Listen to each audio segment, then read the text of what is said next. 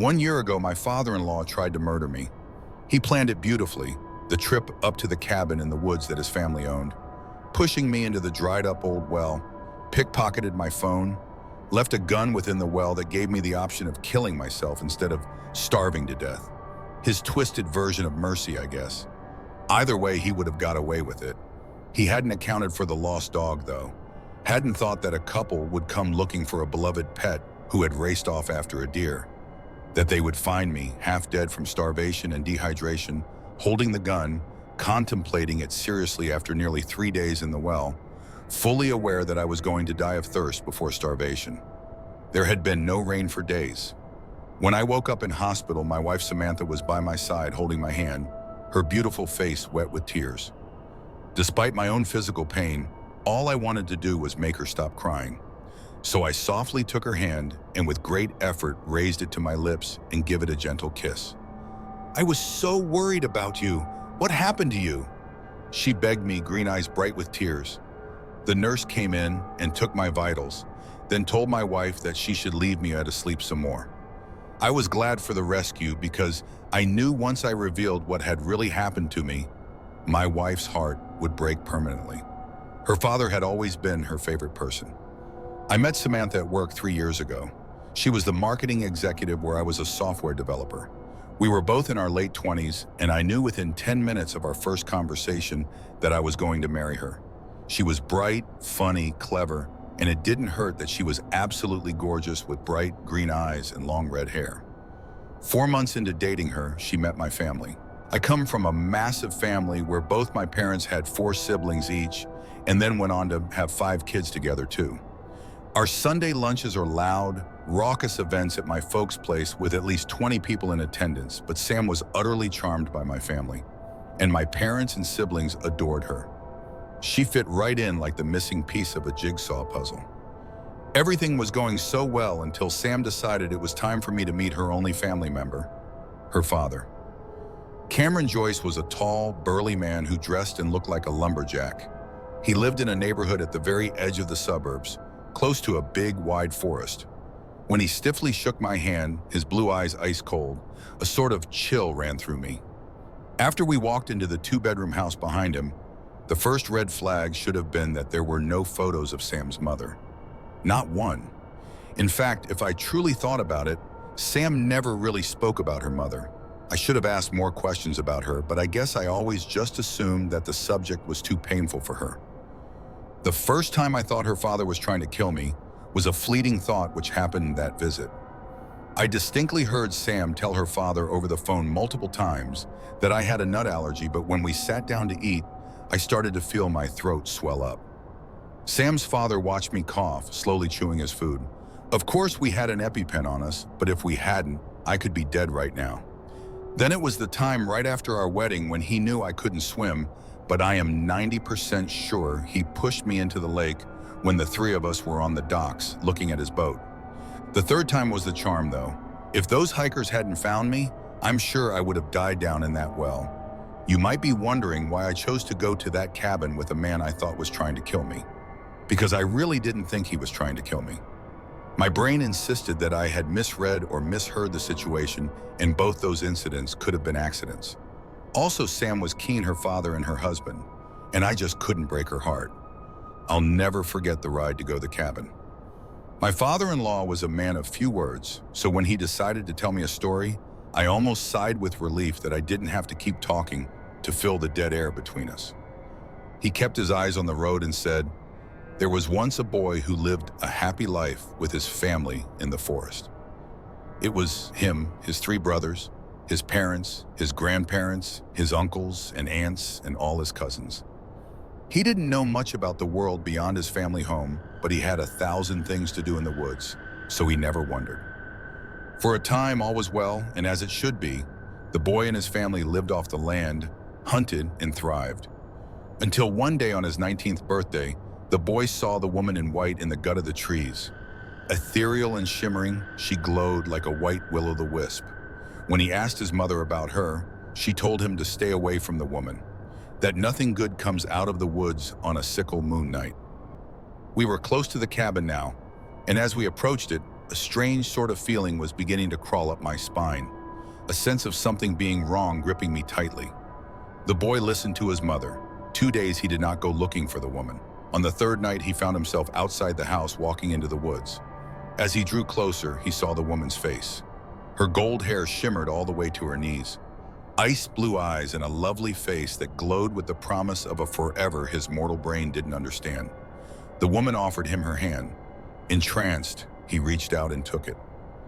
He parked and turned off the engine of the car, but still wouldn't look at me. Instead, he stared ahead into the depth of the forest as he told me this eerie tale.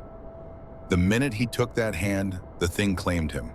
They found him a year later at the top of a mountain, living in a cave, naked and insane, speaking a strange tongue in a language which had to be made up. What was terrifying was that both his legs from his knees downwards were gone. And yet, the wounds had been cauterized and someone or something had clearly been feeding him. His parents brought him home and tried to help him recover his mind. The doctors fitted him with prosthetic legs he kept hidden away. But the boy was never really the same again. When he began to slowly speak again, he spoke of a woman with a skull instead of a face, a long skeletal crone's body, fangs instead of teeth, clumps of white hair that fell out of her head and milk-white eyes, the eyes of a corpse, and then finally the ear-piercing scream. He fell silent then, and my skin crawling, I asked him what happened to him. My father-in-law broke out of his trance and looked at me, his expression unreadable. "Let me show you how to hunt." The trial was short. My father-in-law was caught in possession of my phone and several other items that suggested what he planned to do. His internet search history revealed extensive ways to murder someone. When they put Cameron Joyce in prison, my wife cried herself to sleep every night for a month. I think she blamed me for what happened, even though she would never say those words. I would catch her looking out from our apartment in the direction of the forest, which we could see clearly. She grew more and more forgetful, wouldn't go to work, would sleep all day. Some days she wouldn't even brush her hair. Her face grew more haggard, and sometimes when I saw her naked form in bed in the moonlight, I could swear I saw her ribs through her translucent skin. Her sadness was going to devour her, and there was nothing I could do about it. One day I came home, and she wasn't there. I looked for her everywhere. I don't know how I knew it, but somehow I knew she would be at the cabin. I jumped into my car and sped there at full speed, not caring how many fines I would have to pay. I got there just before dark and I caught sight of her. She was naked, her back to me facing the forest. "Sam!" I called her name as I got out of the car. She didn't turn to look at me. Instead, she stood there, her messy red hair lifted by the breeze. I called to her again, a deep sense of unease in my bones. "Sam." Slowly, she turned to face me, and that was when I saw her face. A skull, a distended jaw that opened much, much too wide. That was when she let out an ear-piercing scream. A sharp pain burst through my head, and I immediately clapped my hands over my ears. I tried screaming my wife's name again, but all I could hear was the shriek that was starting to feel like someone was knifing my brain. My vision swam and I stumbled backward. A dozen figures had appeared from the woods, all of them with skull-like faces, impossibly distended jaws, and the same milk-white eyes that had replaced my wife's bright green ones.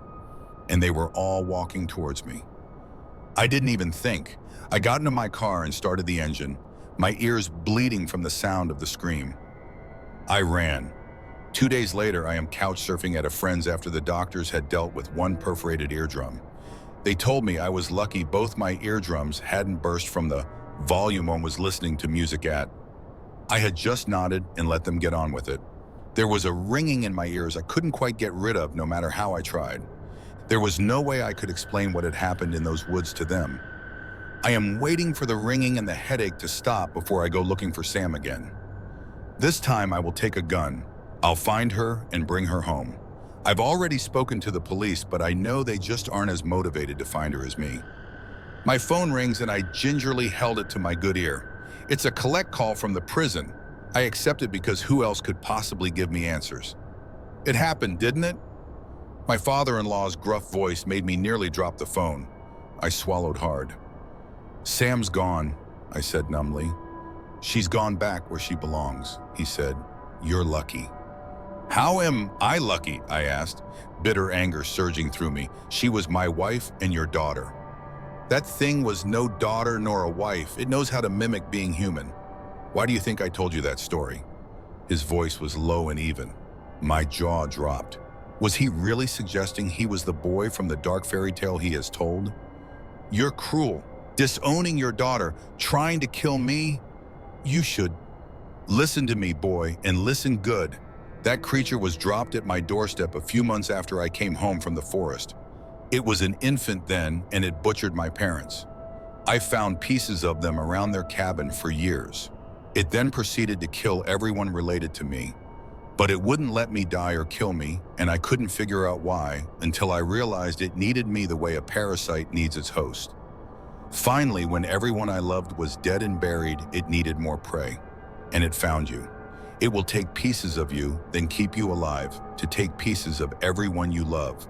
It will feed on your pain as you live through your own horror show. I swallowed hard. He had lost his damn mind, surely. What on earth was he trying to say? If I were you, I would take all my belongings and leave. Leave the state. Hell, leave the country. Don't ever look back. You hear me? Ever. With a sharp click, he hung up. I wish I had listened to him. I wish I hadn't decided that I needed to rescue my wife at any cost. Instead, I am sitting here in the dark inside the old cabin, looking outside the window. My fingers folded around the hunting rifle. A sickle moon gleams silver, the only light in the jet black night.